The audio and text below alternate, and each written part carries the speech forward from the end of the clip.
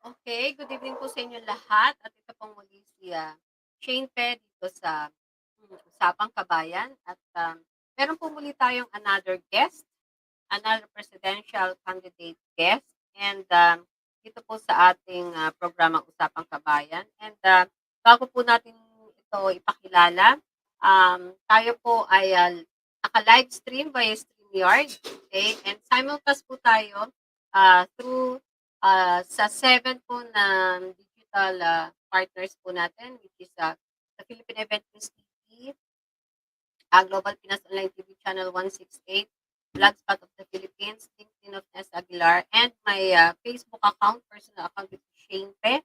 And of course, sa ating YouTube channel, the Philippine Event News TV, and Sobrang PH Channel 911. And bago po natin na i-start itong ating dialogue and open forum, ay papakilala ko muna po ang ating guest. Siya po ay former presidential spokesperson for PRRD and former DFA Undersecretary for Strategic Communications and Research, and of course, one of the presidential candidates. Ito po ay walang iba kundi si Mr. Ernesto Ernie Abella. And bago po pala namin ipakita yung video ni Sir Ernie Abella, ni Mr. Ernie Abella, is nagpapasalamat po akong muli sa lahat po ng mga nanonood po sa atin sa ngayon. And I hope sana po i-take note po natin yung, of course, yung tawag dito, lalo-lalo na sa pagpili po ng ating mga kandidato, dapat po palagi po tayong kumbaga, isipin po natin yung kanilang background, i-research po natin. Ito po, kaya po kami nagpapalabas po ng ganito is para mabigyan po kayo ng knowledge, okay, about their background sa lahat ng mga candidates po natin na tumatakbo. Maliban lang, even po dun sa mga, not only for the presidential candidates, but also sa mga vice presidential balls, senatorial balls, and of course, dun sa mga local politicians po natin, regional na tumatakbo po sa ngayon, i-check po natin ang kanilang bawat background para makapagpamili po tayo at makapag-vote po tayo ng tama. Okay? Kasi, kumbaga, 6 na taon po tayong sa national, 6 na taon po tayo na syempre na sila ang maninilbihan po sa ating bansa.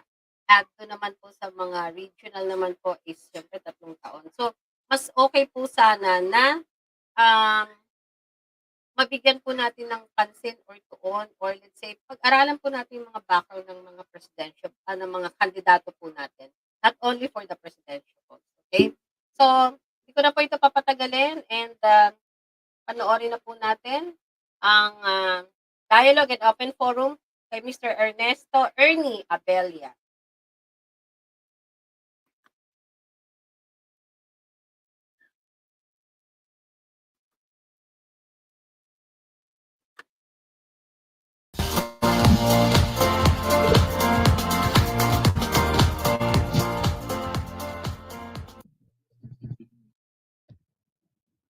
Good afternoon, ladies and gentlemen, and welcome to the Chamber of Commerce of the Philippine Islands Dialogue and Open Forum on the Economic Compass Pillars 5 or ECOMP5. We'd like to request everyone to please rise for the singing of the national anthem to be led by Ms. Arnie Lozada, Pinoy Dream Academy Season 2 Grand Champion.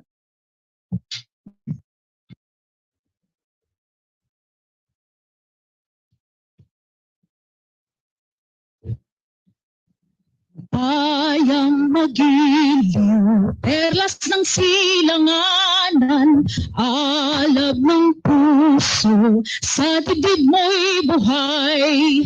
Lupang hinirang, duyan ka ng magiting, sa manlulupig, di ka pasisiin.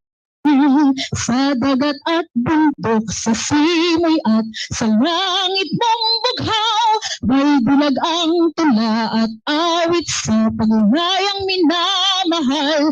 Ang kislat ng watawat mo'y tagumpay na nagniningning, ang bituin at araw niya kailan pa may di magdidilim.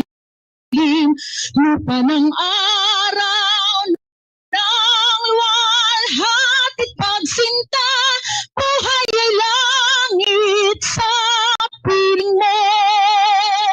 Aming ligaya na pag may mga api ang mamatay ng dahil sa'yo. Thank you very much, Ms. Arnie Lozada. Please remain standing for the invocation to be led by Attorney Ramon A. Pedrosa, Chairman Emeritus of the Chamber of Commerce of the Philippine Islands.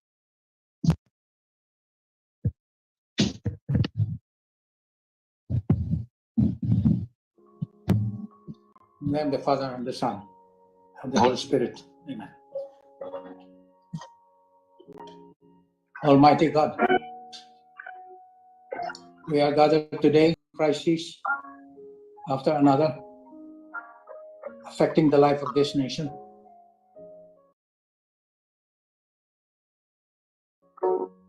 As we prepare our membership and the nation to face the challenges of the next general elections for the electoral years 2022 to 2028, we are met today with one of the national candidates to the presidency of this republic.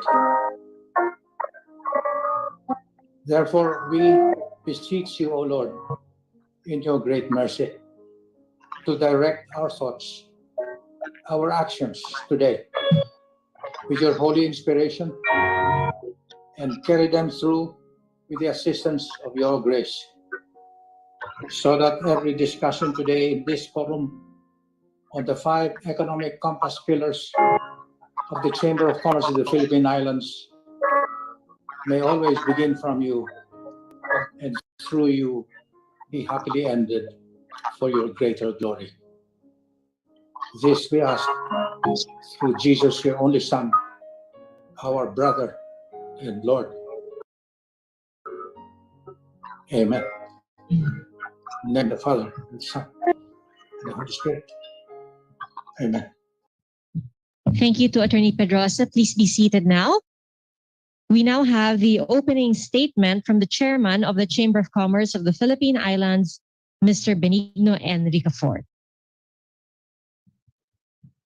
Distinguished guests, ladies and gentlemen, on behalf of the Chamber of Commerce of Philippine Islands, which is the provenance and oldest economic business institution with its origin founded in 1886, we welcome the presence of our special presidential guests, as well as everyone attending in person and virtually. The Chamber's Economic Compass Pillars 5, or ECOMP5, was began to be crafted 7 years ago in 2014, and will be the theme of a major conference in 2022.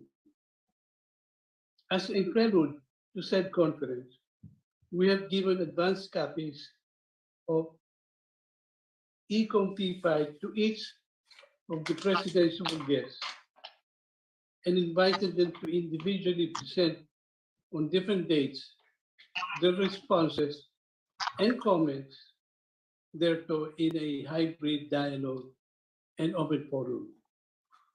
May we invite everyone to dwell on the contents of the Economic Compass Pillars 5 as we listen to and dialogue with our special presidential guests.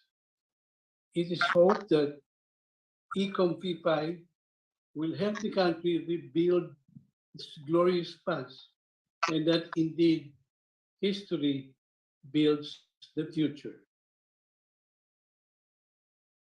Thank you very much, Chairman Ricafort. Allow me now to introduce this afternoon's special guest. He's a graduate of pre-medicine from Ateneo de Davao and studied at the Graduate School of both English Communication Arts Department of the Ateneo de Manila, and he finished his master's in divinity at Silliman University, and then went on to earn his master in entrepreneurship and social development from the Asian Institute of Management. He was a junior copywriter and creative director 5 years later and taught at the Ateneo de Davao Humanities and Communication Arts Department. He's also a builder of institutions. He started and was pastor of a successful church for 18 years, founder and president of an innovative secondary school, founder and chair of a thriving credit cooperative, and he also sent missionaries to Southeast Asia and East Asia. He likes to learn from social media, vloggers, bloggers, young people, kids, and those who take the opposite view. He has a wife, Joy, who joins him today, and 2 kids who have birthed 6 healthy children with 1 on the way. He's also a father figure and a spiritual mentor and counselor to many ordinary men and women, along with many who have their own ministries. Mr. Ernie Abella was the first spokesperson of President Rodrigo Duterte, and after fulfilling his mandate at Malacanang, he moved to the Department of Foreign Affairs as Undersecretary for Strategic Communications, representing the Philippines internationally at various diplomatic, democratic, cultural, political, and religious fora, and in interagency and interbranch activities of government. He also served as officer in charge of the UNESCO National Commission, working closely with the Creative Bloc of Congress towards promoting Philippine creative cities and advancing UN peace efforts through educational, scientific, and cultural cooperation. Ladies and gentlemen, the presidential candidate this afternoon who joins us is none other than former spokesperson and former DFA Undersecretary Ernesto Abella.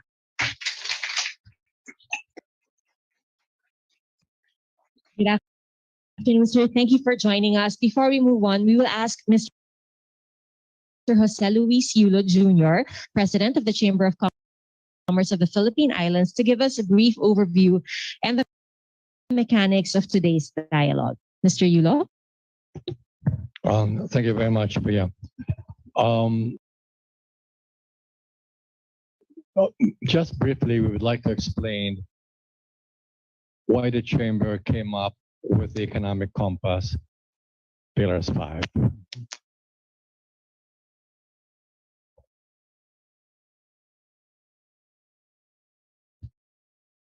Why Economic Compass, Pillars 5, based on history, builds the future. The Chamber of Commerce of the Philippine Islands is the oldest business economic institution whose advocacies, programs, and projects from its founding in 1886 contributed to usher the country to become a leading economy in GDP per capita in the ASEAN and Asia in the 1960s.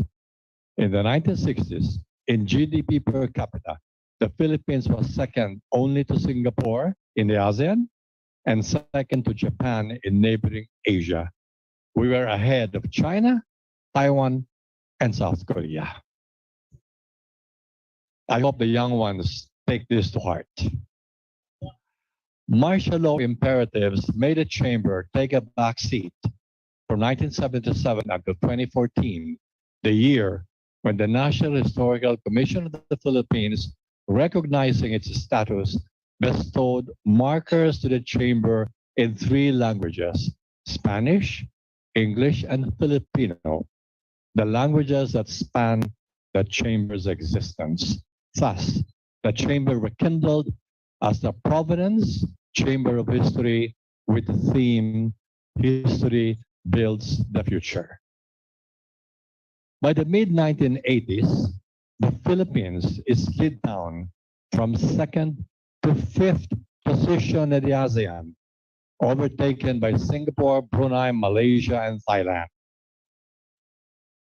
By 2021, last year, the Philippines is slid down further from 5th to 7th position, this time overtaken by Singapore, Brunei, Malaysia, Thailand, Indonesia, and Vietnam in ASEAN, and from being ahead to now being behind China, Taiwan, and South Korea.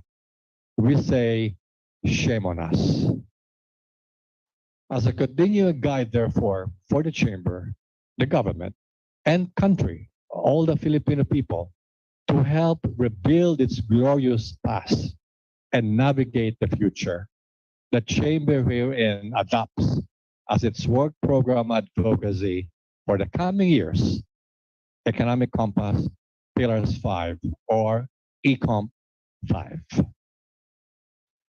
The contents of ECOMP5 are obtained from the Chamber's having experienced and analyzed tribulations and prosperities worldwide, as well as the positive effects of its advocacies covering a history of 8 epochs since 1886. Take note that when the Philippines became one of the richest countries in Asia and ASEAN, it was because partly due to the advocacies and work program of the Chamber of Commerce of the Philippine Islands. We were the first to say, Philippines first, yours later. We beat President Donald Trump, which is America first. But we included yours later, meaning the foreigners, you come later after the Philippines. We began that decades ago. The idea has begun. So we are now rekindling from the past, and hopefully our presidentials and whoever wins will also advocate our economic compass, Pillars 5. Thank you.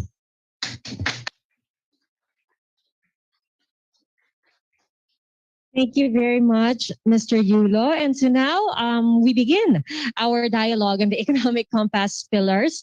And so I will be reading each pillar, and after each pillar, mentioning the compass and the missions that the Chamber of Commerce of the Philippine Islands advocates in order to achieve that goal. And I will ask former Undersecretary Abella to respond to each along the way. And at the end of each pillar, we will have questions from the floor and via Zoom. All right, so let us begin. The first pillar is the Filipino in education, and the compass is top of the world.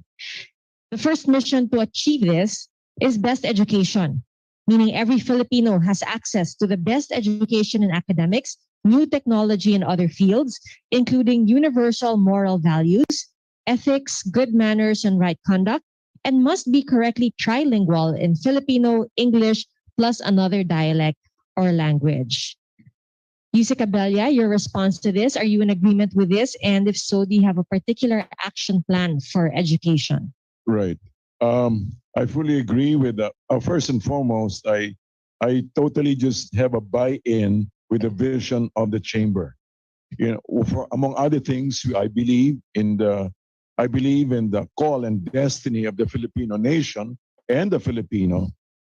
And I believe that the major key, aside from having a just society, is having the right kind of education for the next generation. If there is a structural build right now, I fully endorse a build also of the next generation. Not just a structural building, but actually building on the human resources, and that would be the key, would be education. Having said that, we also have seen the fears, the basic concerns of the Filipinos, and we know where we are very strong in. We're very strong in creatives, but we also need now a new generation of scientifically minded young people. So we would emphasize the STEM, science, technology, engineering, math, but also we would like them not just to have a strong hard mind, but also a soft heart. So we'd like to combine that with the humanities and the study of values. Now, I just have a little bit of concern here, but we're not at odds. But I would suggest that from the very beginning, our students need to learn mastery. Mastery in the 3 R's, of course, reading, writing, and what they call arithmetic. But also, one of the reasons why our students find themselves to be bottom dwellers, especially in the exams, especially in worldwide exams, especially in regional exams, is because we seem to have a lack of critical thinking. We seem to lack the kind of capacity wherein our students are able to think things through, to think problems through. And I believe part of that is because the way we teach is we usually insist that they learn it, they have it in English or they have it in Filipino, when actually they grow up in the Visayas and Mindanao. So I would advocate the teaching of initial concepts in the mother tongue. I would, for example, if they're Cebuanos, if they're Visayans, of their, the major ones, that they learn the concepts first before they learn it, before they begin to learn it, let's say, in English or in Filipino. They need to have a grasp first of the basic fundamental ideas so that they can manage, and then they can go on and become innovative and creative after they have learned mastery. Thank you very much, sir. So an Abella administration would have a very specific curriculum to be adapted in schools around the country. I would emphasize STEM. We would emphasize that, and mastery, of course, and also humanities. There's an excellent school I've seen. I've been looking into. Two models actually. One is the German model where they stream, from grade 4, they stream from Realschules, Hauptschule, and Gymnasium, dividing it into tracks where people who are differently skilled can find the exact course or track that they can, and early enough. And of course, they can shift if they're late bloomers. But the other thing that I'd like to emphasize is there's a school that also emphasizes what they call the Great Books course, where they learn the values, where they learn the history, where they learn the literature of the great civilizations, so that they very early enough, they learn how to have a wider perspective, and they become less fundamentalist and wider, and having critical thinking. They know how to make decisions. They learn how to be personally responsible for their lives. Thank you very much, sir. We move on now to the second mission, which is quality health.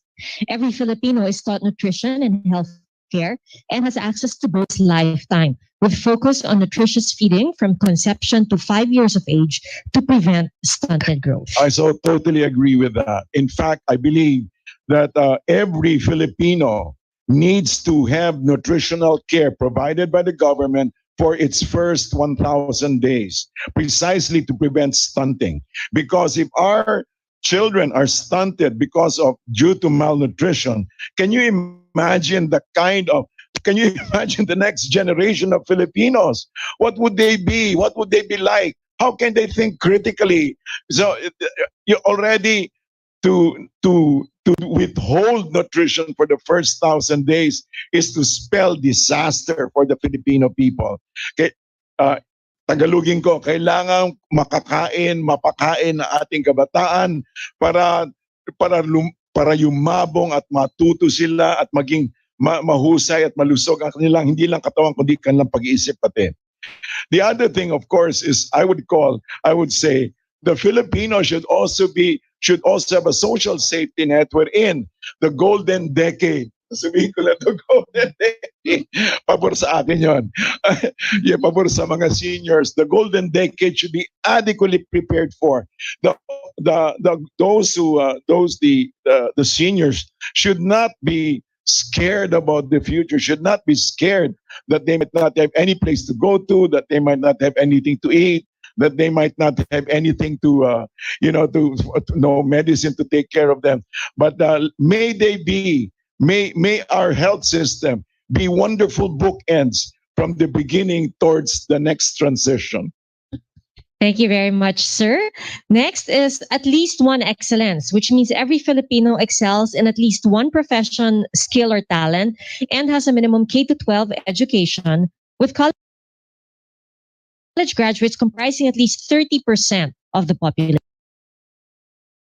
The numbers can go up and down, but definitely I would suggest that our Filipinos should learn critical thinking, should learn. And if there's anything at all that I would recommend that all Filipinos need to learn, especially if they go to school, aside from values, is they need to learn project management. Project management, they know how to, for example, even if they are given a task, they know that it doesn't just end there. You can see this sometimes when when you're riding down the road and suddenly there's a bump because the cement just ended there. No, we need to know that our people need to learn systems thinking so that they know how to connect. They're not thinking just in silos, but they are able to connect in in systems. And that would be the key to our progress. Okay. Now, regarding that, skill and talent, yes. The other thing that I would recommend is conflict resolution. Dapat matuto tayo na i-manage yung ating personal inner life, yung ating personal egos, para mas bumaba yung ating mga conflicts, whether it be in relationships or in politika. Dapat medyo marunong tayong maging mahinahon at matuto tayong hindi lang makisama, kundi makipagsalamuha sa ibang tao na may iba-ibang pananaw at iba-ibang pag-iisip. Thank you very much, sir. Next mission is patriotic yet global. Every Filipino must know Philippine history, love Tama. of country, and cherish Filipino culture Tama, while tama. respecting other I cultures. just so agree with this. I just so agree with it. What are we doing here? We're just having agreement here. Anyway, the other thing, first and foremost, if there's anything I pray, I pray really, is that the Filipino, each and everyone, needs to learn, needs to come to a confident national identity. Wherein yung hindi yung pagpunta sa ibang bayan, assimilated na kaagad, na wala na yung pagka-Pilipino, parang tinalikuran ng bigla. Hindi. Kung saan ako natutuwa, Pia, dun sa, for example, in the Middle East, when you meet Filipinos there, you know what they call each other? Kabayan. They have such a kinship. Now, going back, it's very true. I totally agree. They need to learn the right history. They need to know what happened in 1898. They need to know that we won we won the revolution. They need to know that it was taken from our hands. They need to know these things. Of course, wala na samaan ng loob, pero at least alam natin kung ano yung talagang mga nangyari. They need to know that. They need to know 1946, 1986. They need all the way here. They need to know the evolution, our social evolution as a society. That is so key and so important. Thank you very much, sir. Now, the last mission for the first pillar is citizenship duties knowledge, which means every Filipino knows the Constitution and basic laws needed for daily life, especially his responsibility in electing only capable, honest officials, the best and brightest, and to hold them periodically accountable. Yes. Ang how do I put this? Electing only, I would suggest that early enough, there are 6,000 appointed positions every administration. But usually, hindi talaga napupuno yan. Hindi talaga na kompleto. I would suggest that a data bank be created to get in people, not to get in people, to be able to record the best and the brightest of of our young Filipinos, to know where they are, to know yung kanilang masundan sila, and then so that pwede natin ma-vet. Importante para sa akin na may tatlong classification yung dinadala sa gobyerno. Unang-una, dapat may integrity, pangalawa may intelligence, pangatlo may energy. Okay. Pwede naman kasi magkaroon ng intelligence and energy, pero kung walang integrity, ay baka masigasig ang pagnanakaw niyan. So importante yung importante po yung integrity at dapat properly vetted. Pero tama po, dapat po talagang makita natin, I would suggest early enough that people should actually apply. People should actually apply for the positions, and then we can have a data bank. We're actually thinking about it and preparing for that, so that we know na hindi lang tayo namimili ng mga kaibigan, because kung kaibigan lang, medyo manipis talaga yan, for all qualifications. Pero I'm willing, for example, to bring in people who are mostly career people, bring them up to become all the way assistant secretaries, undersecretaries to secretaries, to bring them up. And whatever, also to fill up the legislature, we need people who are highly capable. We're not saying exclusively, but we're saying we need people who are highly capable na meron din puso. Thank you very much, sir. At this point, we open the floor for questions. Are there any questions from the live audience? None. And from Zoom, none. Yes, sorry, from the live audience. You have a question, ma'am? Kindly come to the microphone. Please state name, affiliation, and question. May hapon, ma'am.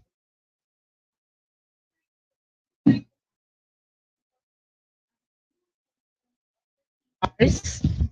You mentioned about the 3 R's and critical thinking. So how would you reconcile it? Kasi basically, if you look at it, the 3 R's is not at all connected to the development of critical thinking. So how would you reconcile these two? Well, they're not necessarily reconciling. It's a question of complementing, madam. I believe so, no? Kasi yung critical thinking is basically the capacity to be able to think things through and challenges. On the other hand, I would say, mastery is so essential so that people have the confidence to know that what they answer is right or wrong. So, by the way, history experience proves that it is possible. For example, my own grandchildren go to a school which emphasizes individualized learning, and they are taught mastery. They go through the mathematics, they go through additions until they're able to do it almost automatically. Now, when they're asked, they're also asked to defend to defend their position. So their capacity the confidence that they get because of their mastery of the subject teaches them how to answer clearly and logically. That is just part of it. You may have another perspective, but that is one perspective. Thank you very much, sir. Thank you, ma'am. And now we move on to the second pillar, industries and businesses. And the compass for this is to be globally competitive. First mission, industries that connect our islands and industrialize the country. Filipino-owned or controlled companies are leaders in design, in software engineering, hardware manufacturing, as well as in the production of parts and final products and their operations of the following. That number one, connect our islands through short-haul seacraft, short-haul aircraft, ICT, and other new technology. And number two, other manufacturing industries required for basic self-reliance, security, and wealth are prioritized by making use of the country's being an archipelago to excel in sea-based manufacturing industries and of its other natural resources as inputs to manufacturing-based industries within the country. And lastly, the professions and service industries that complement industrialization are among the best. All right. Thank you for this question. It's rather complex, but it's a very interesting way. And let me give you my perspective first. Part of our motivation, especially in developing our economic platform, is the fact that there are three things about our Philippine society today. Number one, there is a humongous gap between the rich and the poor. And let me just state, as we speak, there are 23 to 26 million people who are below poverty level. And more scary is the fact that there are about 12.5 million Filipinos who go to bed hungry every night. And these are the hidden millions. Why? Because if you stay in NCR or you stay in the Visayas, you don't see them. Because the 12.5 million Filipinos who go to bed hungry at night are in the rural areas.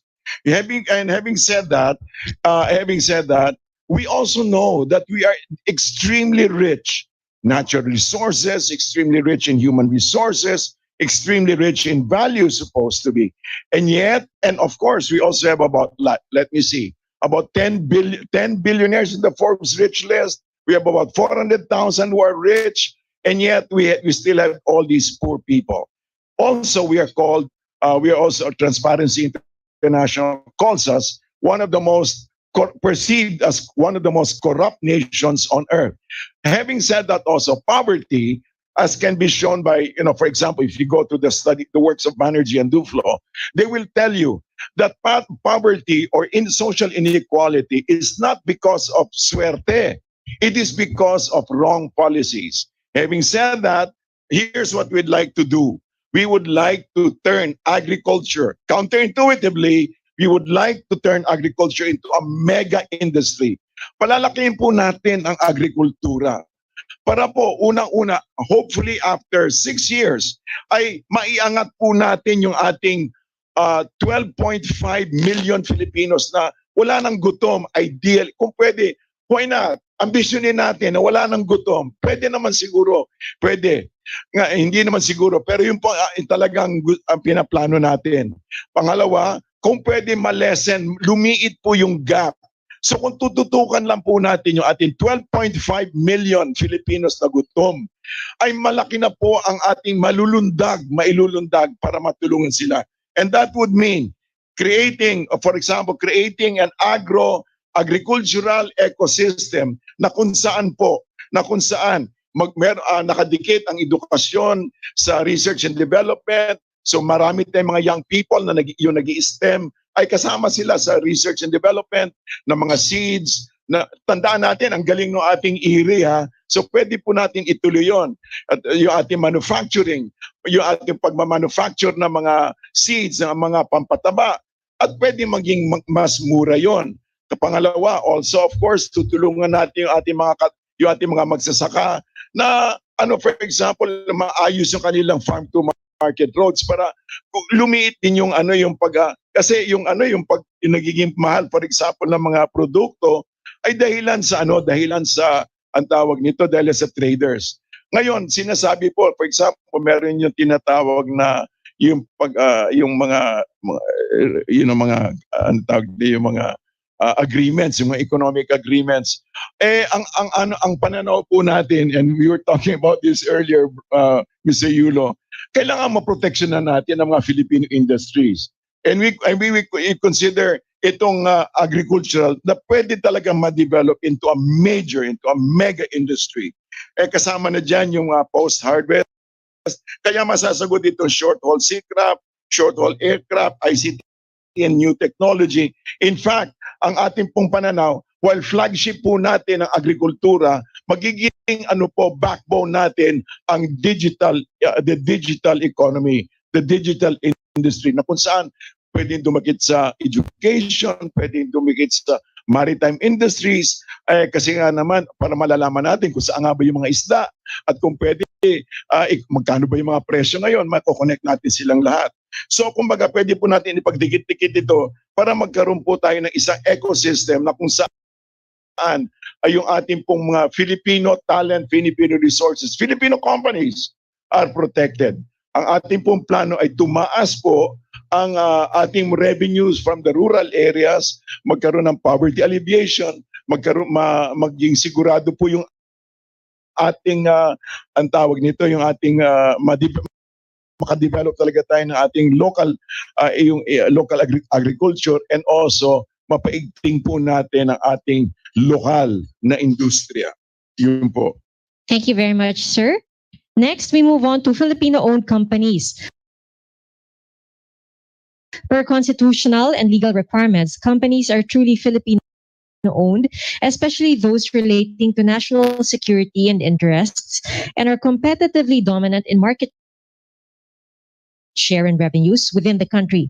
Economic nationalism is intrinsically essential for bilateralism and for globalization. I agree. Kailangan talaga kailangan po maproteksyonan muna natin yung ating mga sariling industriya. Hanggat dumating na pwede po tayo maging actually na competitive. Like for example, meron po akong kausap minsan na ang tawag nito, na business consultant. Tapos sabi niya, masyadong protektado, let's say, agrikultura, yung rice, for example. Sabi niya, dapat maging competitive sila. Sir, ma'am, Huwag po natin kalimutan na lagi na binabanggit Vietnam at Thailand. Those nations are fully subsidized. Fully subsidized. Tapos tayo privately, na maliliit yung mga ano natin, hindi ba? Yung mga smallholders. So kailangan paigtingin din natin, tulungan natin, bigyan natin sila ng access to credit, bigyan natin sila ng access to mentoring, bigyan natin sila ng access, supportahan po natin, pagkaroon sila ng, so that economically they are able to stand on their two legs and they can walk before we allow them to compete. I mean, you don't become an Olympian overnight. It's a whole process. So there. So I agree. We need to paboran natin yung ating sariling mga tao hanggang marating natin na pwede tayong mag-compete. All right. And in relation to this is the third, which is foreign-owned companies. Foreign ownership is most welcome, but must be dispersed strategically among different countries. The Constitution and relevant laws are adhered to, and national security and patrimony are safeguarded. Tama, yung we welcome foreign ownership, pero in the beginning, tulad ngayon, kailangan po medyo calibrated. Hanggang sa we can, like I said earlier, so that we can become more competitive. So we welcome, we're not closed, but tama, may mga lugar na kung saan sila po pwede, may mga lugar naman na siguro atin muna. All right. And next is brands Filipino-owned.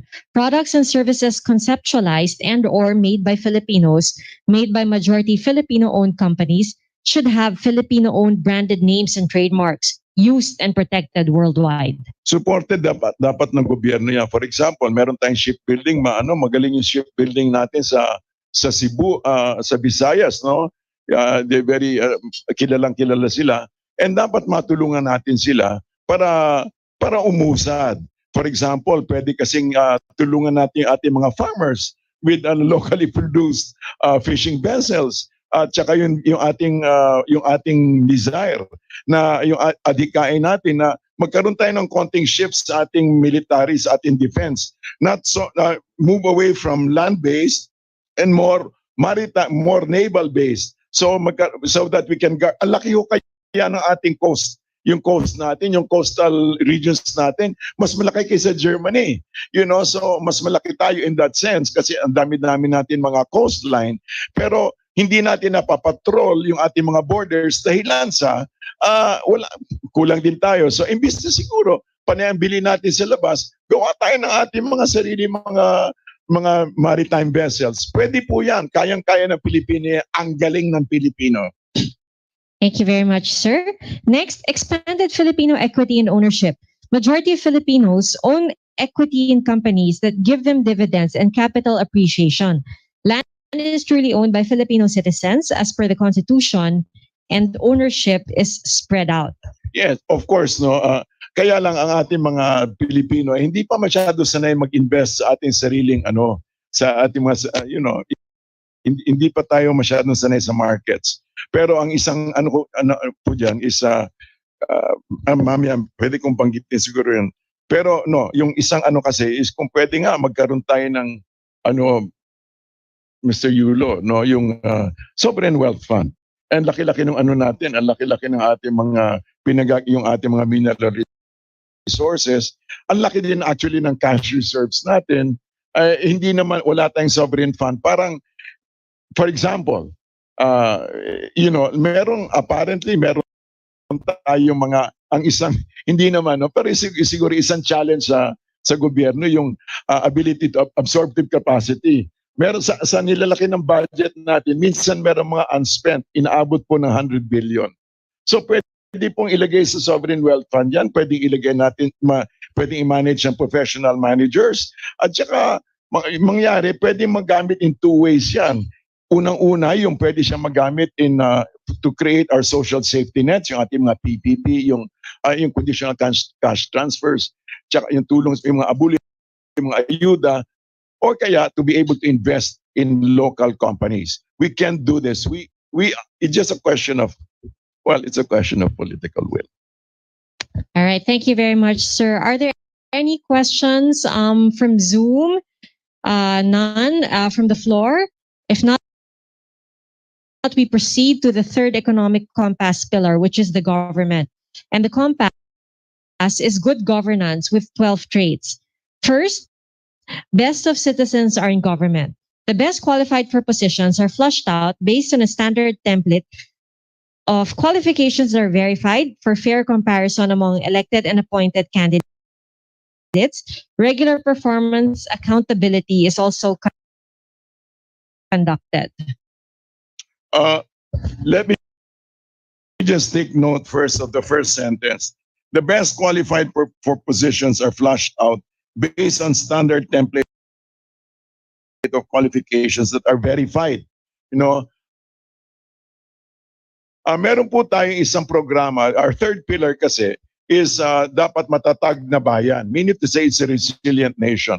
And in our careful study, we have realized that the actual foundation of a resilient nation are the people themselves. It must be a people. It must be. We must have a generation who have confident national identity. And for this, we would like to challenge the next generation of Filipinos, including you. Nasa next generation pa ako. I-assume, let's assume. Kami na yung magiging mentor.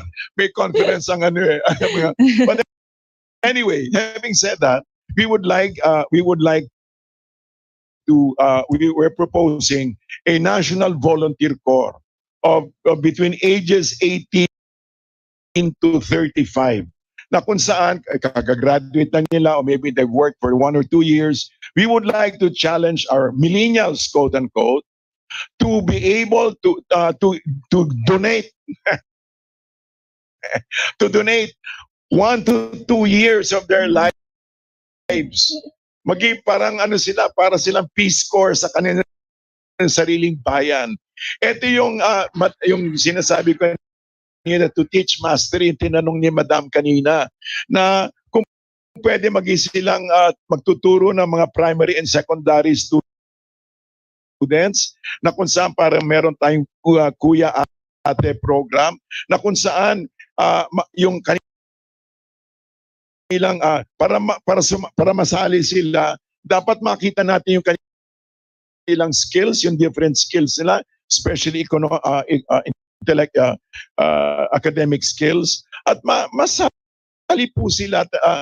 Doon pa lang nasasala na natin. Ito na yung merong, kumbaga, yung qualifications we can verify. Kasi kunyari nakatapos sila ng 2 years. I mean, 2 years is a pretty good indicator, would be enough time to give enough indication about your character. So na pwedeng sabihin, ito pang gobyerno, ito pwede pang legislatura, pwede sa executive, pwede sa komersyo, pwede sa ganito. So I would suggest, yes, I agree with this, that the best and the brightest should be there, the most qualified, but we have a process wherein we could possibly identify these candidates. Hindi yung hula-hula lang. All right. Thank you, sir. Next, natural resources are used for local-based factories to create jobs and higher levels of productive capability. Natural resources must be used first and foremost as inputs to value-added manufacturing of end products within the country. Mining or harvesting of minerals and other natural resources purely for exports must be restricted to encourage local manufacturing. You know, the last sentence, mining or harvesting of minerals and other natural resources purely for export must be restricted to encourage local manufacturing. Otherwise, I agree with that, because otherwise it's just extracting. Walang value added, walang dagdag. Parang kinukuha lang sa atin, magkano lang natatanggap natin doon? Siguro, ang binibigay ng miners would be about like 4%. You know, it used to be 2, I think, to 4%. I may be wrong, sir. But I think that I believe that's about 4%.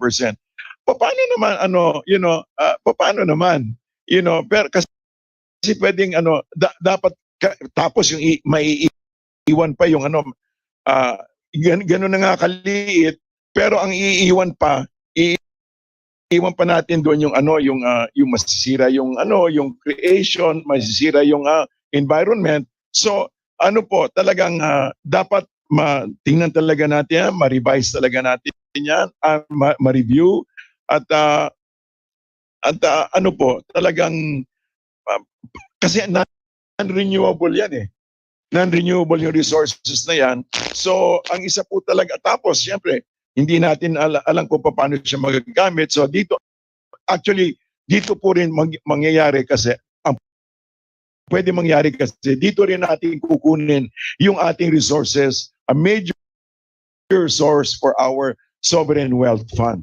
Na kung pwede, yung mga kita natin dito can be channeled into the sovereign wealth fund that will be invested properly, that we can use for social safety nets and the building of industries. Thank you, sir. Mr. Yulo, would you like to speak I to? guess I just want to double emphasize. Looks like Presidential Abella is already a member of the Chamber of Commerce.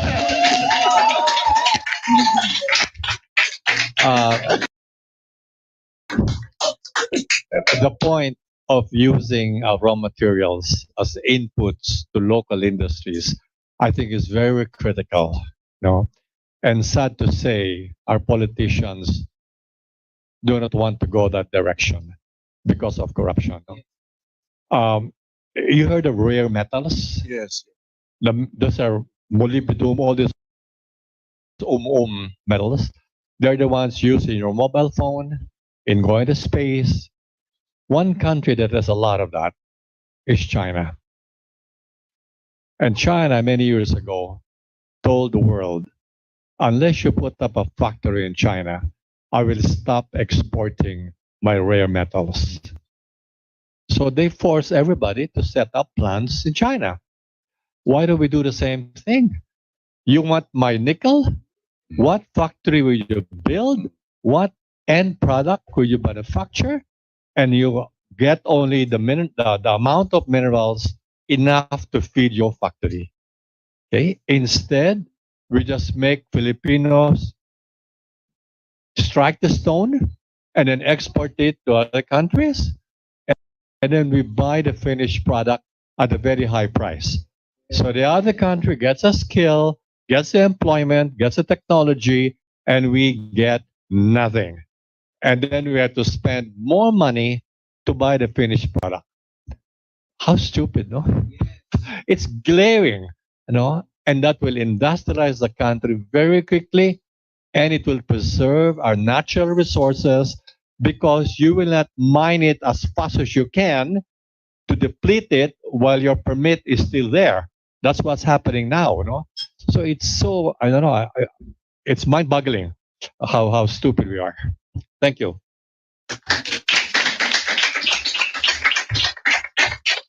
Thank you, sir. We move on now to the third mission, protector of country, citizens, territory, and patrimony. All branches of government with the military are protectors of the Filipino people, the archipelagic territory, and patrimony of the nations. Laws are clear and are dispensed fairly in a timely manner. This has to do also with foreign policy. And where I stand, is that the Philippines needs to maintain an independent foreign policy. That we engage with powers, we engage with regions. For example, we can have strategic cooperation with certain countries. For example, let me just take the case. Let's say Vietnam. Vietnam has also has claiming rights in the South China Sea, but we can have a strategic cooperative agreement with them, so that if our interests do not overlap, we can continue to have a pleasant, harmonious relationship with them.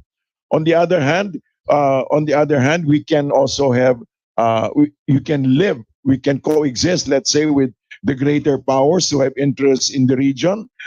We can continue to maintain. We need to be able to maintain an independent foreign policy while while without losing sight of the purpose of being a nation. What is the purpose of a nation? The purpose of a nation is, number one, to survive, second, to thrive.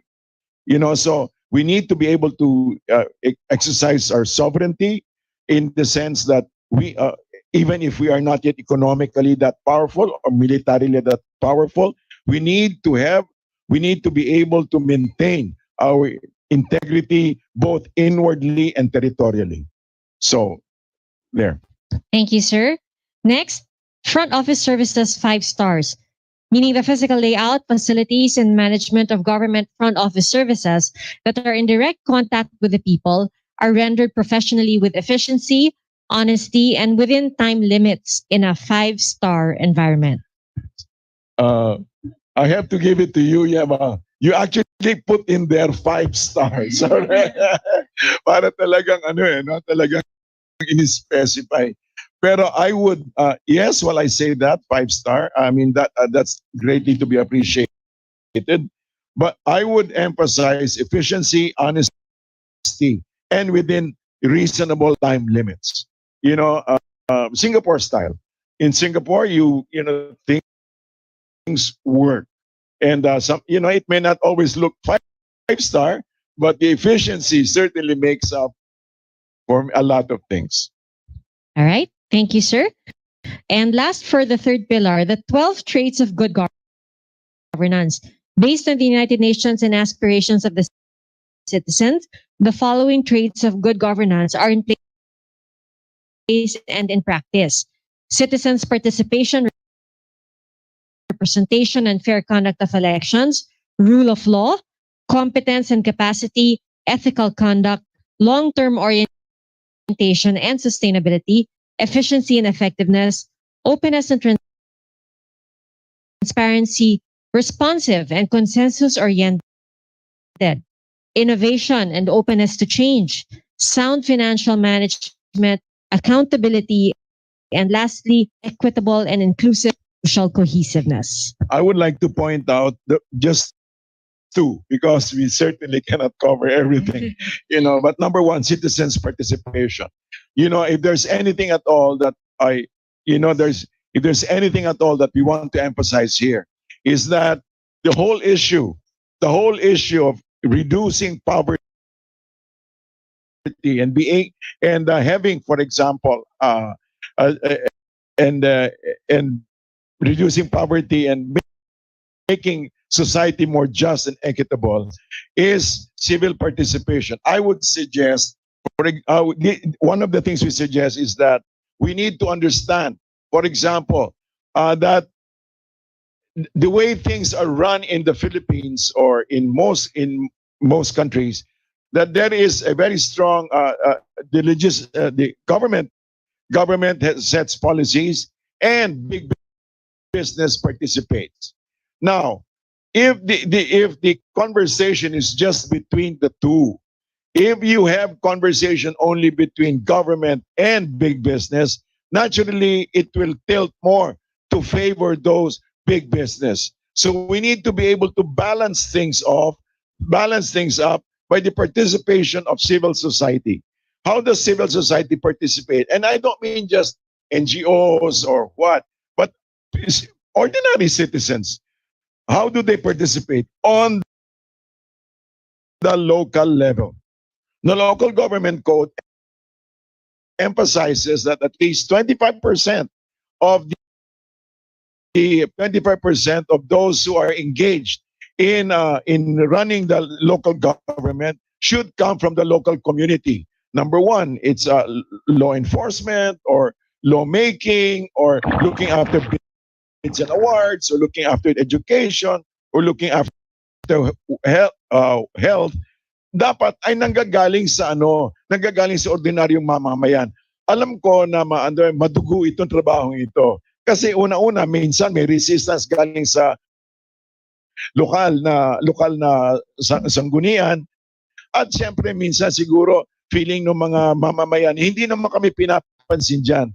Pero dito po pumapasok ang ating personal responsibility. Dapat po dito po pumapasok ang ating pagmamahal sa bayan. Kasi po, hindi naman natin pwedeng sabihin, bahala na kayo dyan sa buhay nyo. O kaya ganyan talaga kayo. No, no, no. Otherwise, we will end up sitting on a social volcano na kung saan maraming umaangal, maraming galit. We need to be able to address it early enough. We need to be able to address it through the participation of our local citizens. Hindi po pwedeng ilagay lahat sa balikat ng presidente o ng kanyang mga opisyales. Kailangan po ang pagbubuo po ng isang bayan ay kailangan ng partisipasyon ng ating buong mamamayan at pwede po natin gawin yan. So yun po, it should cover both 1 and 12 and things in between. All right. Thank you very much, sir. Are there any questions for the third pillar? Yes, ma'am.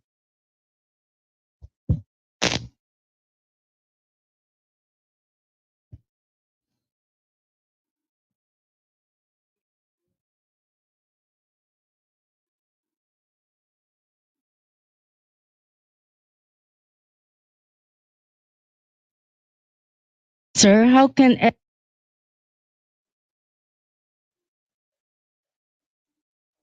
Ano po? conduct? Ay, precisely po siguro yung kasasabi ko lang na dapat po sumali ang ordinaryong mamamayan sa ating, for example, civil society. Depende po kasi kung ano yung sinasabi yung ethical conduct, ethical conduct sa gobyerno o ethical conduct ng ating mga ordinaryong mamamayan. Pero since gobyerno pinag-uusapan po natin dito, kung pwede po talaga sumali ang civil society, people like you, ma'am, people like you joining, let's say, a local government or a barangay meeting in order to be able to address yung mga issues, yung mga unethical issues. For example, itong proyekto na ito, for example, sakto ba yan na naggumasa tayo ng 300,000 para sa mga ilaw sa daan, siguro tuwing Pasko, yung gano'n. So tingnan po natin kung talagang makatarungan ba yan. Makatarungan. Kadalasan po kasi ethical issues are basically habits, hindi ba? Mga basically habits yan. Hindi lang naman internal issue yan, it's also habits. For example, saan natin ginagasto ang pera? Ang laki kaya ng pera ngayon sa barangay, sa local government. Ang laki. So tingnan natin kung saan pumupunta yan. I believe in subsidiarity. Subsidiarity is bringing down to the lowermost level yung mga solusyon para sa mga lokal na mga problema. So dapat pumantabayanan yan with people like you, madam. Yes, ma'am. Thank you very much. Now we move on to the fourth economic compass pillar, infrastructure and environment. The compass being heaven on earth. So number 1, the first mission. Just a brief comment. When we were discussing this, we noticed that before, in the 1960s, the Philippines was called Pearl of the Orient. Ngayon, Sikman of Asia. Gusto namin heaven on earth.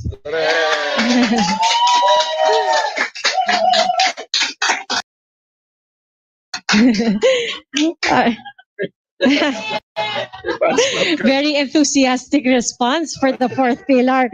So let's go over the first mission under this fourth pillar, God-given attractions, meaning natural geographic attractions that are unique to the Philippines are identified and their uses are controlled and subjected to carrying capacity limits with no-build zones, with carrying capacity limits at any time for residents, for workers, and for tourist visitors.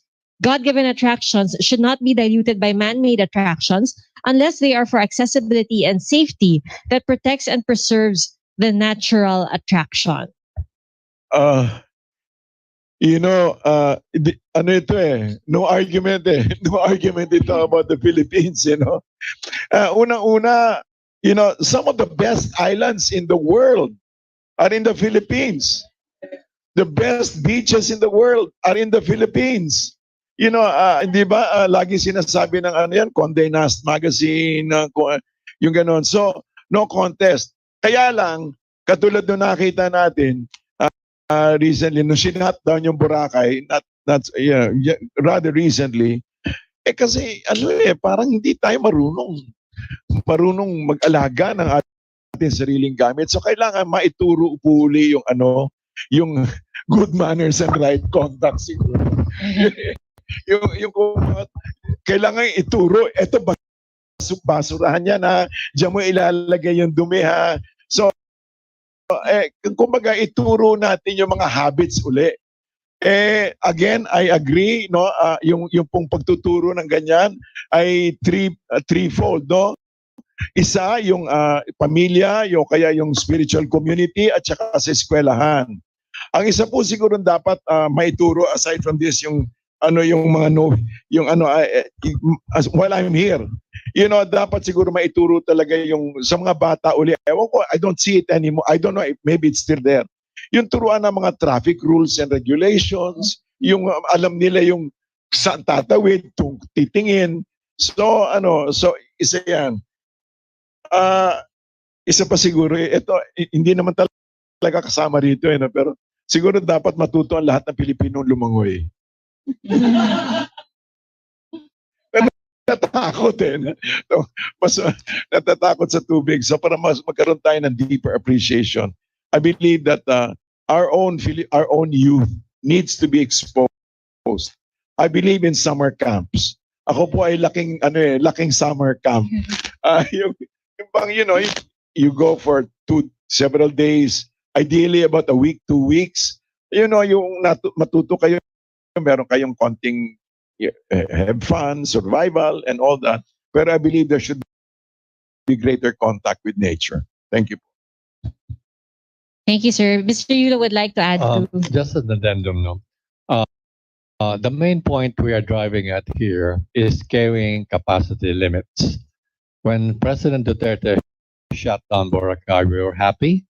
We went to the Department of Tourism and we asked them, now that you have a chance, what are your carrying capacity limits for the beach of Boracay? They didn't know what to answer. So I said, can 1 million people fit? They didn't know what to answer. How many? What is the carrying capacity? If you have a passenger bus with 45 seats, your carrying capacity is 45.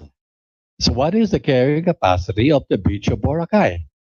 So in our discussion, finally they said, it's 1.3 kilometers long, X meters wide.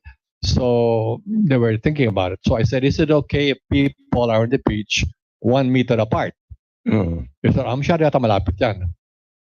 And they agreed on a figure of one individual must have 30 square meters around him. Whoa. Like a room, like a bedroom. So that you see the sand and you have space. Yeah. Hindi pwedeng ganito kadikit, no? Meaning, so space, yeah. if the beach is X number square meters divided by 30, that is the number of people that should be allowed on the beach at any one time. Then you experience the beach. Okay? And this is an idea that I noticed in Croatia, beautiful country, Croatia. They have a wonderful beach falls. People have to park 30 minutes away in restaurants. And then the guide will pick you up, 25 people at a time. Walk 30 minutes to go to the falls. When you are at the falls, you do not see anybody. You see nature and the falls. Then after 30 minutes, you go back, the next batch comes in. That is the concept of carrying capacity limits. limits. Hindi pwede yung paramihan ng tao. So you have to enjoy what God gave you. This is what we're trying to say here. Carrying capacity limits. How many people should live there? How many people should work there? And how many people should visit? Bilangin. Hindi pwedeng walang bilang. Kung hindi, we will lose everything. Thank you very much, sir. Thank you for that. Thank you. Now we move on to the next man-made infrastructure. Roads, bridges, and other infrastructure or structures must be world competitive, best in design, engineering, quality build, cost and time efficiency, with added disaster prevention measures against earthquakes and typhoons. Scientific basis is used to protect the natural habitat, with nature allowed to do its wonders. Yeah, this thing would fit into what we would call a long-term vision. For example, there's a tendency for politicians to plan for the next 6 years. To plan for the next 6 years. So there's also a tendency to provide band-aid solutions. But let me put it this way. We have a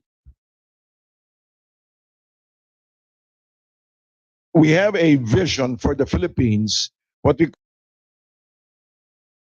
call Philippine Century or Siglo Pilipino, in which we would like to be able to continue the good things that have been done in the past administration and continue in this administration and recommend that the next generation and the next administrations, 2 or 3 administrations down the line, so that would be what? 24.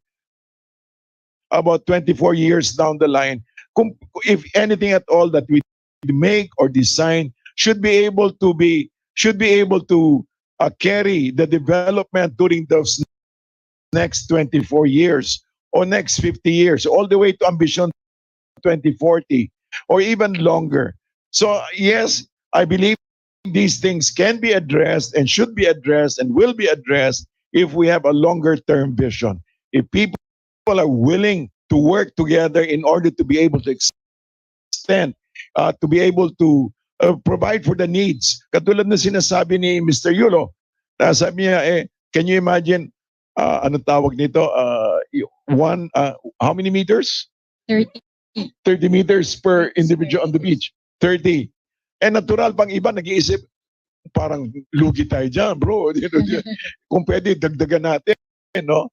But I understand, if we have a longer term vision, we don't have to we don't have to grab everything today. We can have more years, we can have more days, so these things, yes, but it depends also on vision. Man-made structure must take into consideration a long-term vision. Thank you, sir. Next, islands constraints into advantages. The geographic uniqueness of the country, with earthquakes, typhoons, and many islands, are met heads-on as challenges to connect the islands by designing and building the best airports, seaports, ICT, and other new technologies, best roads, bridges, and other infrastructure that can withstand adverse effects of earthquakes and typhoons. That is why I'm batting for a sovereign wealth fund, so we can actually pay for these structures. Of course, the airports and the seaports, it can be partnerships, for example, but in order to be able to build infrastructures that will last, that will truly last, it needs, well, we need the capital input, we'll need the resources for that, and for that we need actually to work on our economic platforms so that we can do all these things. These are great, these are beautiful, but we'll need. And of course, perspective. At the end of the day, sir, it's all about taste. you know, uh, so not just yung maganda, but dapat kaya at kayang tumagal. All right, thank you, sir. Next, minimum space standards. The adage, a place for everything and everything in its place, is followed as it applies to spaces for work, play, living, and public use. Public vehicles load, unload not on the road, but on designated indented stations away from the road. And public vehicles are dispatched sequentially based on scheduled interval times with no overtaking allowed. Residences close to workplaces are provided to lessen traffic and time commutes. This really assumes a highly disciplined citizenry. But on the other hand, you know, of course, you cannot but agree.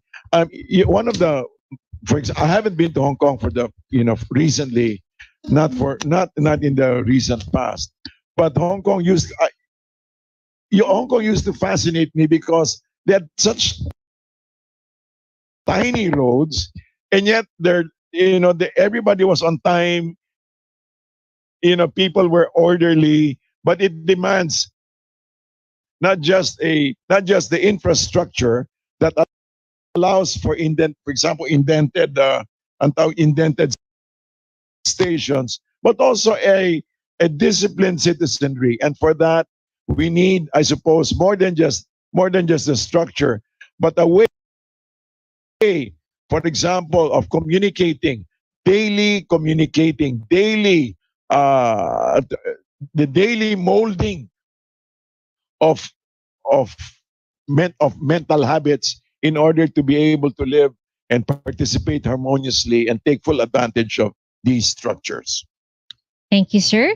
And now we move on to energy sources varied and safe. A mixed combination of energy sources from traditional to renewables to nuclear and other new technologies such as modular nuclear power plants can be adopted for as long as they are scientifically safe, clean, and cost efficient. One of the things that we have that we're really seriously we're in conversation about is, for example, when we establish a prototype in Mindanao and for the agricultural powerhouse, one of the things we'd like to emphasize is renewable energy. For example, yung ang tawag nito, yung for example, establishing microgrids, no? So for barangays where they can have their own pwede silang magkaroon ng sarili nilang maliit na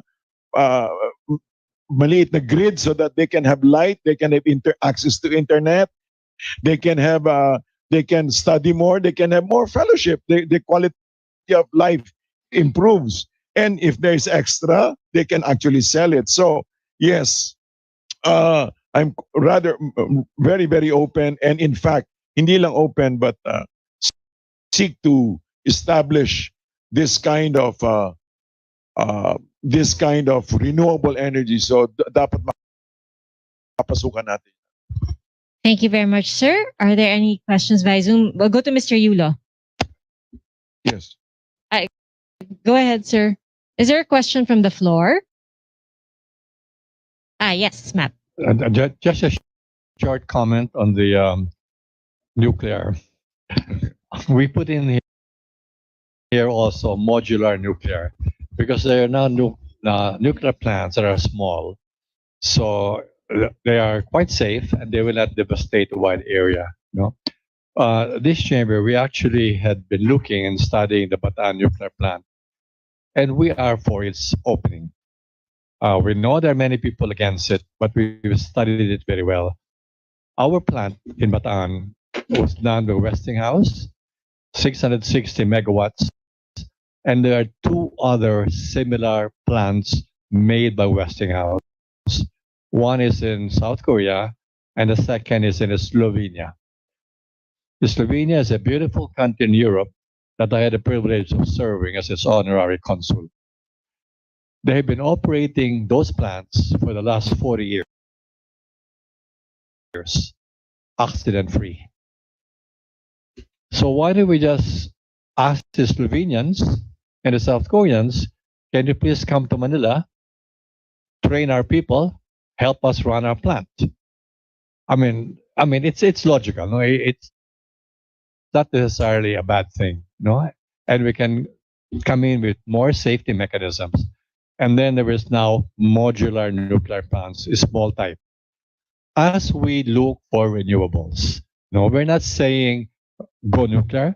We're saying go multi-source power so that we can develop knowledge in every one of them. Let us not shut our minds because, for example, Chernobyl had a problem, Japan had a problem, but they haven't shut down their nuclear plants. They learned from their mistakes and did it better. No, so it's just a question of how you manage things. So, I know that it's very controversial. Our former presidentials, two of them did not agree. So it was interesting. Thank you very much, sir. We have a question from Mav Gonzalez of GMA7.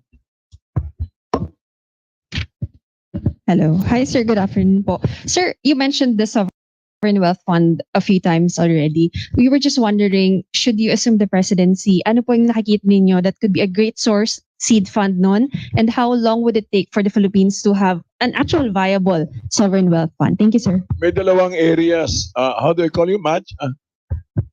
Mav po. Map, yeah. May dalawang source actually. For example, yung Malampaya, yung pwede manggaling doon. O kaya, meron din kasi tayo mga untap na mga, yung katulad ng sinabi ko kanina, no? Na meron talaga mga unused monies na inaabot halos mga 100 billion. 100 billion na pesos, no? Pwede kasi magamit yon. Pwede natin magamit at hindi lang kasi andyan siya eh. May nagsabi nga na actually ang ating reserve funds ng Bangko Sentral ay mas malaki pa sa reserve fund ng Canada. So meron talaga tayong pera, hindi na talaga natin nagagamit. So para tayong yung kwento na may isang pulubi na nakaupo sa isang kahon na naglilimos siya, yung nakaupo pala siya sa isang kahon ng pera ng ginto, no? So I think if we and I think there's a bill pending in the Senate regarding sovereign wealth fund. So unless there's anything drastically wrong with that, I believe we should be able to take advantage of it para ma-take advantage para pwede katulad ng 12.5 million Pilipino na gutom ay baka matugunan yung kanila pangangailangan. Thank you. All right. Thank you. Thank you, Mav. Next, we move on now to our last pillar. Pillar number 5 is the economy. And the compass for this is diverse, self-reliant, and wealthy. Number 1, first mission, Filipinos in effective control. With a self-reliant economy that protects the lives, health, and patrimony of the people from globalization, supply chain disruptions, and from foreign control. The participation of foreign-owned controlled companies and foreign governments are dispersed for a global power balance and to avoid monopolistic control. Sometimes foreign direct investments are almost regarded as magic bullets for the economy. Pero at the end of the day, tayo rin yung solusyon. Yung tayo rin na magiging solusyon ng ating ekonomiya. Na for example, katulad ng sinasabi natin agri-industry. Ang mga problema wala kasi one size fits all Pero nakikita natin, like for example, may nakausap ako na isang senior government official. Sabi ko, paano nangyari yun na ano, umaangal yung mga magsasaka sa amin, sa akin na sabi niya, sir, farmer po ako pero mas ang mahal na ng ano, ang mahal na ng pampataba, yung presyo na yung hindi kami makapagbenta ng mas mataas. So paano naman kami, you know? And somebody has mentioned that poverty is not a question of luck. Poverty is a question of bad policy, is the result of bad policy. So I believe, for example, ang una natin gagawin, for example, while it's true that, you know, to increase GDP is practically a holy grail in terms of wanting to maintain our credit worthiness, you know, it's important. It's also important that we need to face up to our moral responsibilities to our co-Filipinos. Na dapat, for example, yung 12.5 million na gutom ay dapat matugunan. In the meantime naman, hindi ibig sabihin na puro bigay na lang talaga tayo doon. No. Ibig sabihin na pag tinugunan natin yan, lilesen ang problema, and then masasagot natin ang una talaga ang bottom line. I have 4 bottom lines. Number 1, people. Number 2, planet. Number 3, profit. Number 4, purpose. Unang-una, why do we have government anyway? It's not just to keep, it's not just to maintain, for example, a government in you know, just to ad infinitum. No, government serves the people. The people are sovereign over government. Should be seen as something that really meets the needs of people. And hindi makatarungan kung ang mga may 12.5 million na gutom. Hindi natin pwede sabihin, kasi hindi pa dumarating ayuda sa kanila, pwede mag-antay lang sila. Pwede bang sabihin natin na ang gutom ay mag-antay lang, konting tiis lang, mawawala din yan? Hindi makatarungan yon. So, ang ating yung gobyerno natin, mailuklok, God willing, unang-una talaga ang kapakanan ng tao. Pangalawa, yung planeta, wag naman masisira. Hindi naman, you know, kadalasan kasi sasabihin natin, hindi kasi nakikita. Hindi nakikita. Nakikita mo yan. Lalo na, kunyari, let's say, nandun ka sa, let's say, malapit ka sa isang mining na area. Hindi ka basta-basta makakakain ng isda dahil yung mga small miners, pag naglinis sila ng mga mineral, pupunta yung mga chemical doon sa tubig, tapos pupunta sa dagat, kakainin ng isda. Yung mga kinakain natin ng isda ay may mercury sa tiyan. You know, so dapat maantabayanan natin. Of course, we need revenue and of course, purpose. One of the things we must never give up on is the idea that of the Philippine nation. We need to maintain the integrity and the purpose of the Philippine nation. Not just because we're sentimental people. No, it's not about sentimentality. Maintaining the purpose of the Filipino, maintaining our purpose and picture and vision of the Philippines and the Filipino people is our way of survival. Otherwise, we become a failed state, or worse, we sit on a social volcano. Right, thank you, sir. Next is natural resources fuel local manufacturing. With an economy that uses its natural resources as inputs to manufacturing within the country to produce value-added end products for its own consumption and for export. Yeah, we give priority to, well, we will build up. I see our administration as doing foundational work. Let's say we're only going to be around for 6 years. So ang ano po natin dito, ang plano, ang ating pananaw is that ma-implement itong mga gusto natin, no? Na hindi lang siya hindi lang tayo maging source ng extractive economy. Hindi lang basta hindi lang ang comparative advantage natin, totoo natural resources natin, pero hindi naman tayo sige, kunin nyo na lahat yan, walang value added. Paano naman ang mga tao? Paano sila kikita? Paano? You know? So, importante yon na meron talagang value added, hindi lang extractive. Otherwise, talo po tayo. Thank you, sir. Next, a diverse industrial agri-services and economy, self-sufficient in food and creating wealth from small, medium, large, and basic industries for final use or to feed the parts and component needs of other industries, including new technologies. Tourism and other services are top-notch alongside an industrialized and knowledge economy. Meron po tayong at least, let me mention at least three yung comparative advantages, no? Ang comparative advantage natin is that we're really rich in resources and we're also really rich in human resources. Ngayon, yung pinag-usapan po natin na agricultural ecosystem, ang lagi natin sinasabi, unahin natin yung agri para mapakain yung mga tao. But on the other hand, nakadikit din yan, nakadikit siya sa digital economy. Yung digital economy, meron tayong comparative advantage yan. Why?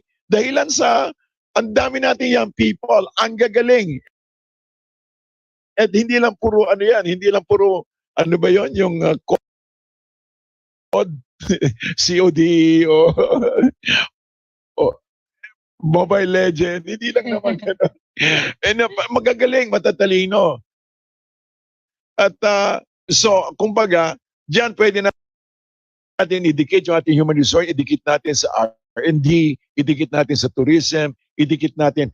So magkaroon ng, kasi for example, pag sinabi natin tourism, for example, one of the things we could really open up post-pandemic is tourism. But the other thing, idikit natin sa farm tourism. Yun na idikit natin kung saan pwedeng, hindi lang mga San Benito style, kundi talaga mga farm styles, no? Yung talagang medyo rustic at medyo enjoy. So, pwede pong ano yan, talagang, tama yun. Pero ang tinatawag natin is a diverse and agricultural ecosystem. All right, thank you, sir. Fourth mission, an economy that promotes and rewards its citizens for innovation, excellence, and success, while nurturing and retraining those left behind to be competitive again or to find other areas of excellence. I believe that na one of the things we can actually do is to allow for our people. Kasi ang bilis magbago ng mga trabaho, no? Ang bilis magbago ng mga nature ng trabaho. Like for example, who would have thought that we have gigs? I was talking with a young couple. The husband, it does online work. The wife also does online work. And suddenly they find that they're making a handsome amount of money, even if they're just very young. So, ang puntos dito is, pero ang kawawa, yung mga medyo may edad, ano gagawin natin sa kanila? Hindi naman sila masyadong magaling dyan. But there are other ways of doing that. And I would say, retraining, tama yung retraining so that they can, kung di man competitive again, that they can find meaningful lives. Aside from just competing, meaning is very important. Yes. Thank you very much, sir. Thank you. And now we go to the last mission of the last pillar, a wealthy economy. With a GDP per capita of at least top 50% of countries worldwide, poverty and unemployment rates both below 3% of the population. While I believe wealth is not just measured by money, while I appreciate this, I would say wealth can also be measured by services. Like for example, dapat hindi na, kunyari lumalaki yung bata, hindi na siya isipin mag-aaral kaya ako dahil can my parents afford it? No, dapat makapag-aral siya. Makapag-aral siya ng quality education, hindi yung diyan ka na lang medyo bobo ka no. No. Dapat kung quality yung education niya all the way to graduate level. Dapat meron yan all the way to graduate level. Dapat and TY sa gobyerno TY. Pero hindi ibig sabihin dahil gobyerno ay ano lang yan yung No, no, no. So, so yan. So, uh, dapat provided yung education, provided yung dapat another measure of wealth is that may edad na ako, natatakot na ako baka iwanan ako ng mga anak ko. Baka bigyan na lang nila ako ng isang ng isang ng isang lata tapos sabihin sige magluto yan ang gagamitin yung panluto mo. No, no, I mean, dapat ang gobyerno must be able, dapat panatag yung loob ng mga may edad na hindi sila ipapasantabi lang, that they can continue to lead dignified lives. Another measure of wealth would be a life of dignity. Aside from that, a life of meaning. I don't mean to say dapat philosophers tayo, pero yung kumbaga, yung people are able to engage in jobs that that are truly meaningful to them. For example, let's say somebody maybe is really a writer, but maybe an older person just ano mo yung nagaganchilyo lang. At dapat nakakapagganchilyo siya at maayos yung ano niya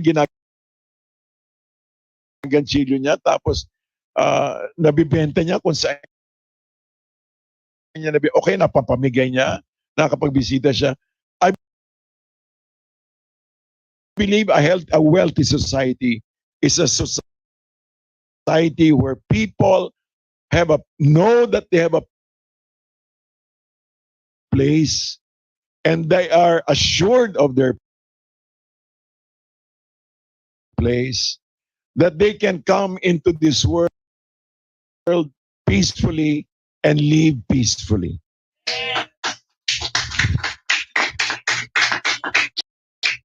Thank you very much, sir. So that brings us to the end of our economic compass pillars, and that was the last of the missions for the fifth pillar.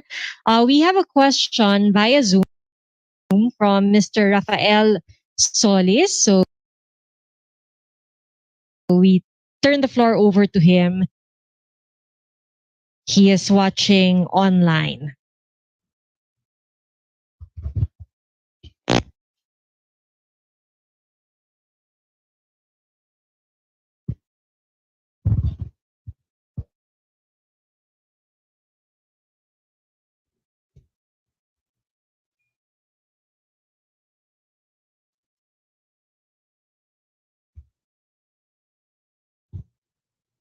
Okay, hi. Yes, go ahead. Hello, good afternoon, President Abella. Thank you for gracing us, no? And I hope the chamber won't mind me asking this as we keep on harping on this question because we feel strongly about this. We will be deciding based on this particular question. So previous administrations have come up with an economic legacy project, and the presidents are remembered for it, whether the people like it or not. These economic legacy projects address the need of the economy at a certain point in time. So for instance, former president implemented the roll-on, roll-off system, or RORO. So there. And for the for the current presidentiables that attended this forum, they mentioned the strengthening of cooperatives to promote and incentivize people, national industrialization in order for the people to have control of the economy. And I liked in particular yung nabanggit ni Presidential Abella, yung four P's, yung people, planet, profit and purpose for this particular pillar. Now, my question is, if we get to have an Abella administration, what will be your economic legacy project that encompasses all that you have mentioned earlier, so that you, in order for you to leave the people a legacy that will achieve an economy that is diverse, self-reliant, and wealthy. Yon, economic legacy project po. Thank you. I would like to begin. I would like to answer that by going back to the beginning. I said there are 12.5 million Filipinos that go to bed hungry at night. Francis, no, that's your name? Rafael, I'm sorry. You look like a Francis. You know, ideally, after 6 years, wala nang gutom. O kaya lumiit yan. Man lang. Kung hindi man mawala lahat yan, 12.5, at least, patungo tayo ron. Para sa akin kasi, yung mga ibang bagay, mga industrialization, whatever, proseso lang yan eh. Ang kailangan makita natin, yung resulta, ano ba yung output ng gawa natin?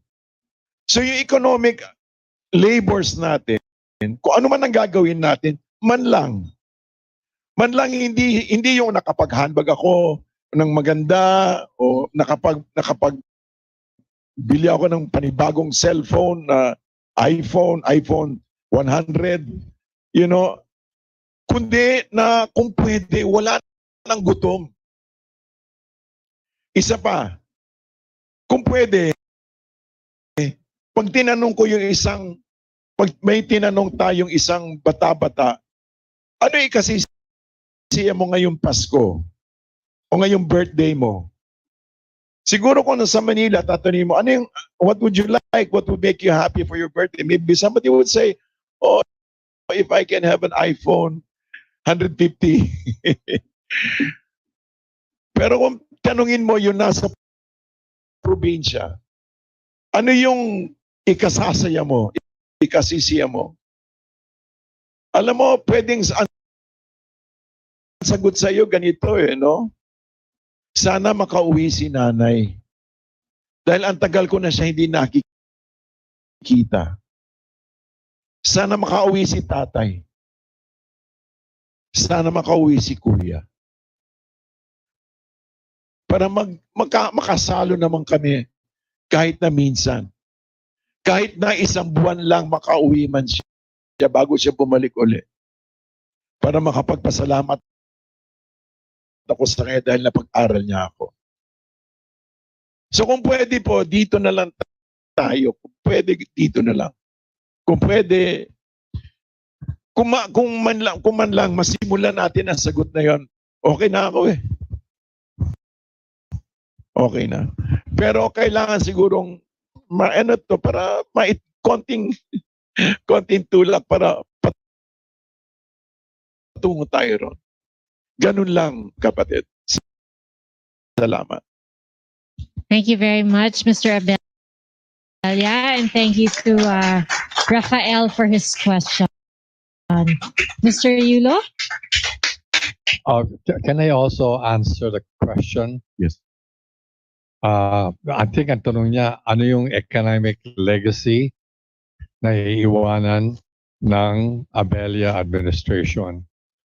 At pinagdadasalo namin sa Chamber of Commerce, sana po, ang economic legacy niya ay yung Economic Compass Pillars 5.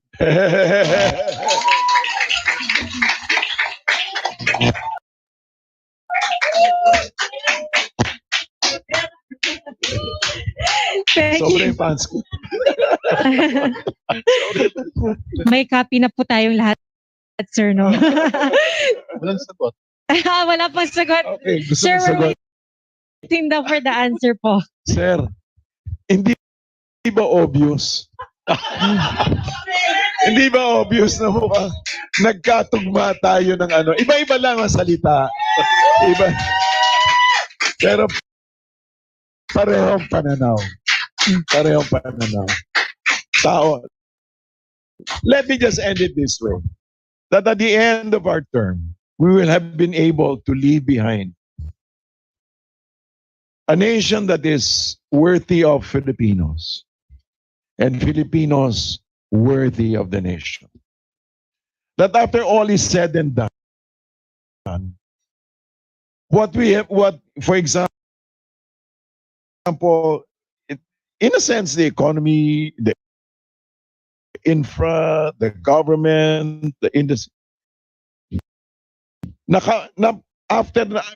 after 6 years, ang ginawa natin ay nakapaglatag ng isang bayang makatarungan, mapayapa, at masaya.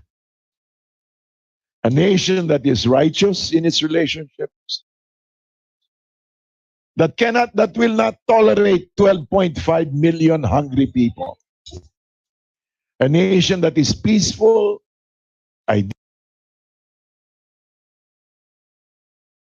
they reject crime, corruption, illegal drugs. A nation that is happy, where the families don't leave one another or don't have to leave in order to put food on the table. A nation that is happy because they have jobs that are run by Filipinos, that they live in homes that have been designed by Filipinos. They have technology that has been done by Filipinos. I don't mean exclusively. That at the end of 6 years, they would feel, you know, I'm rather proud of being Filipino.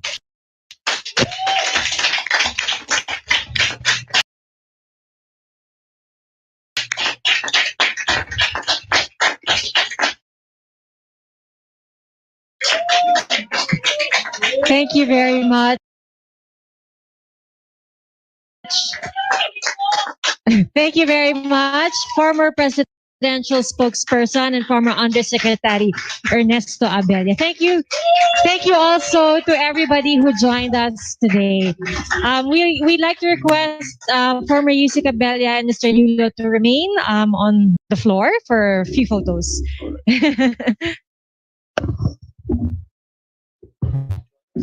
Yeah.